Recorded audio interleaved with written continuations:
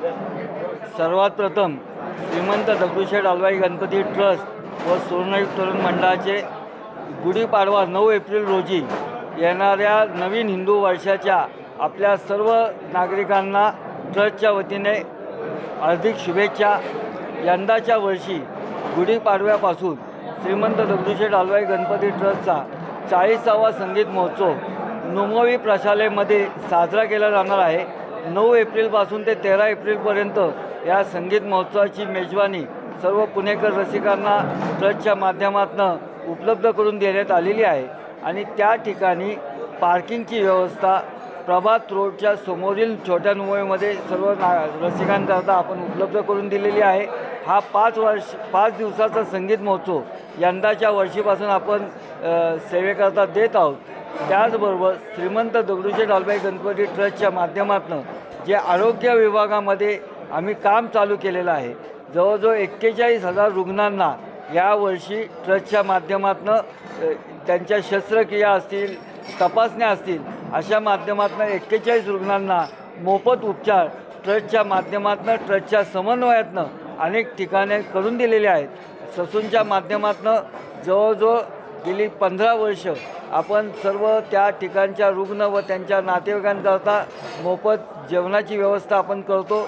त्याचा संपूर्ण खर्च हा ट्रस्टच्या माध्यमातून केला जातो आणि ह्या 41,000 रुग्णांना जी आपण व्यवस्था देतो त्या ट्रस्टच्या आरोग्य कक्षाच्या समन्वयातून अनेक हॉस्पिटलमधनं मोफत, काही ठिकाणी शासकीय योजनेचा लाभ त्यांना मिळवून देणं, अशा पद्धतीने 41,000 रुग्णांना आपण आत्तापर्यंत ट्रस्टच्या माध्यमातून आपण मदत उपलब्ध करून दिलेली आहे। आपल्या माध्यमातून आमची आपल्याला विनंती आहे की जास्तीत जास्त नागरिकांपर्यंत या दोन्ही गोष्टींचा आपण त्यांच्यापर्यंत पोचवाव्यात, म्हणजे संगीत महोत्सवाचा लाभ जे रसिक आहेत ते आपल्या घेऊ शकतील आणि आरोग्याच्या संदर्भात कुठल्याही तक्रारी असतील तर त्या आमच्या श्रीमंत दगडूशेठ हलवाई गणपती भवन या कार्यालयामध्ये आमचं त्या आरोग्य कक्षाचे राजेंद्र परदेशी हे प्रमुख आहे, त्यांच्यापर्यंत आपल्या काय असतील त्या अडचणी घेऊन आल्यानंतर त्या रुग्णांना दिलासा देण्याचं काम ट्रस्टच्या माध्यमातून केलं जाईल। आपण सर्व प्रकारचे आजारावर, अगदी बायपासपासून फुफाचे बदलणं, कॅन्सर, ज्या आपल्याला त्रास आहेत त्या पद्धतीने लहान मुलांच्या विशेष करून आपण अनेक ज्या ह्या शस्त्रक्रिया होत्या त्या आपण मोफत त्यांना उपलब्ध करू। संगीत महोत्सवाची आपल्याला दिलेली आहे। पहिल्या दिवशी महेश काळेंचा कार्यक्रम आहे, दुसऱ्या दिवशी गणेशचंद्र शिवे, तिसऱ्या दिवशी श्रीधर फडके, चौथ्या दिवशी अवधूत गुप्ते आणि याचा समारोप पंडित हृदयनाथ मंगेशकरांच्या हस्ते होणार आहे।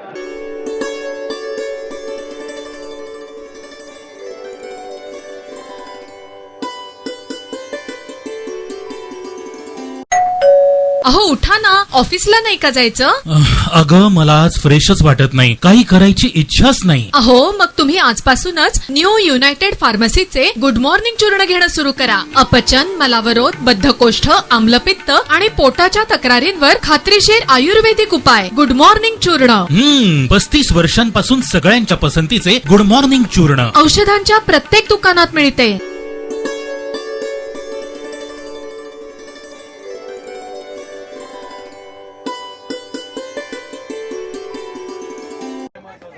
मी अक्षय गंडू लोखंडे, राहणार जवळे। संसाराच्या कर्तव्याबरोबर मी देशाचं कर्तव्य सुद्धा पार पाडतोय।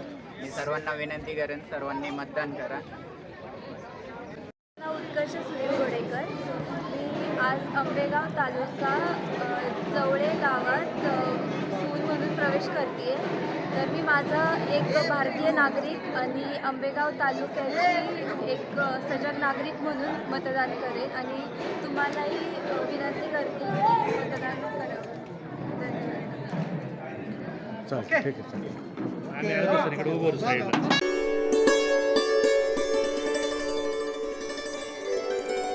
आणि त्यासोबतच पुणे शहरामधील वंचित बहुजन आघाडीचे सर्व पदाधिकारी, कार्यकर्ते यांच्यामुळं आज मला ही वंचित बहुजन आघाडीची उमेदवारी बाळासाहेबांनी जाहीर केली आणि मला वाटतं की मागील 2-3 दिवसापूर्वी माझी भेट झाली होती आणि भेट झाल्यानंतरनं मला त्याच दिवशी 1 तास मी बाळासाहेबांसोबत ज्या ठिकाणी या देशाचं संविधान लिहिलं गेलं त्या ठिकाणी मी 1 तास बसून मला माझ्या शहराविषयी चर्चा त्यांच्यासोबत करता आली आणि त्याच दिवशी मला बाळासाहेबांनी उलट बोललो होतं की तात्या तुम्ही आज येत असताल तर मी आत्ताच बाहेर प्रेससमोर गेल्या जाहीर करतो, परंतु मी त्या ठिकाणी शहराविषयी आणि इतर विषयांच्याविषयी चर्चा करायला गेलो होतो.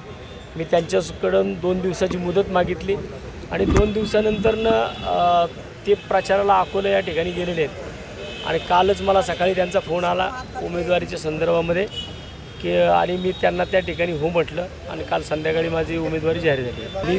मी या महाराष्ट्रामधील जे भारतीय जनता पार्टीच्या विरोधामध्ये जे पक्ष आहेत, ज्यांना या शहरामध्ये, या देशामध्ये, या राज्यामध्ये वॉशिंग मशीन नको आहे, त्या सगळ्यांसोबत मी प्राथमिक चर्चा करत होतो की पुणे शहरामध्ये कशा पद्धतीने गेल्या मागील 5 वर्षामध्ये या शहराचं विकासाच्या नावाखाली वाटोळं केलं, त्या लोकांची मी मोड बांधण्याचा प्रयत्न करत होतो. त्याच्यामध्ये आदरणीय शरद पवार साहेब असतील, त्याच्यामध्ये संजय राऊत साहेब असतील किंवा आघाडीचे बाकीचे सर्व नेते असतील, यांच्यासोबत सगळ्यांच्यासोबत बोललो आणि नंतरनं मग मी वंचित बहुजन आघाडीचे नेते बाळासाहेब आंबेडकर यांच्यासोबत त्यांच्या राजगृह या घरी ज्यावेळेस मी 1 तास सगळ्यात जास्त प्रदीर्घ चर्चा माझी कुणाबरोबर झाली असेल तर ती बाळासाहेबांबरोबर झाली आणि 1 तासाच्या कालावधीनंतरनं मला लगेच त्या ठिकाणी त्यांनी म्हटले की तुम्हीच, मला असं वाटतं की तुम्ही वंचित बहुजन आघाडीत प्रवेश करावा आणि मला वाटतं की त्या दिवशीपासून या चर्चेला सकारात्मक दृष्ट्या सुरुवात झाली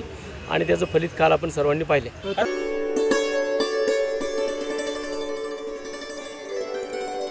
म्हणजे बरकर फाट्यावर आल्यापासून संभाजीराजे तुम्ही सगळ्यांनी हे जे काही देखणं नियोजन केलंय, अहो एवढी सगळी वाघासारखी माणसं सोबत असतील तर भल्यांच्या छाताला थडकी भरणारे असे तुम्ही सगळे वाघ, आमच्या शोभनाताई असेल, अमृताई असेल, विद्याताई, भुजबळ असतील, आपण सगळेजण फार काहीच बोलणार नाही. तुम्ही जे स्वागत केले तेव्हाच कळले फक्त उदापूरचं नाही, अख्ख्या जुन्नर तालुक्याचं ठरलंय तुतारीचंच बटन दाबायचंय.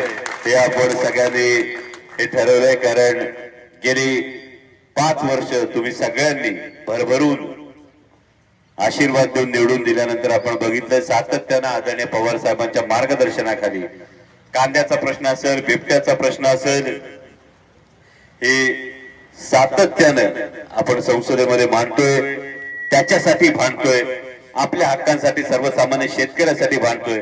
शिवसेनेचे उपतालुका प्रमुख राहुल भाऊ सुकाळे असतील, आपण सगळ्यांनी हा जो विश्वास ठेवलाय, या विश्वासाप्रती आज महाराष्ट्राची परिस्थिती जर बघितली तर दिल्लीच्या सरकारकडून महाराष्ट्राचा स्वाभिमान चिरडण्याचं काम होतंय. शिवसेनेच्या बाबतीत काय झालं, राष्ट्रवादी काँग्रेस पक्षाच्या बाबतीत काय झालं आपण बघतोय आणि महाराष्ट्राचे 200 आमदार, 2 उपमुख्यमंत्री, 1 मुख्यमंत्री 10 वेळा तिकीट वाटपासाठी बाजीराव शेठ दिल्लीला जातात, पण आमच्या कांदा उत्पादक शेतकऱ्यासाठी बोलायला जात नाहीत. महाराष्ट्रातले उपमुख्यमंत्री असतील, मंत्री असतील, सातत्यानं शिरूर तालुक्यात येतात, पण आम्हाला दिवसा 3 फेज लाईट द्या, ही जी आमची मागणी आहे त्याच्यावर कोण बोलत नाही. बिबट्याच्या प्रश्नाविषयी कोणी ठोस भूमिका घेत नाही. आणि असं असताना आदरणीय पवार साहेबांच्या मार्गदर्शनाखाली, माननीय पक्षप्रमुख उद्धव साहेब ठाकरेंच्या मार्गदर्शनाखाली आज महाराष्ट्राचा स्वाभिमान पेटून उठलाय आणि एकच करायचंय, सत्यशील दादा बळकट हाताने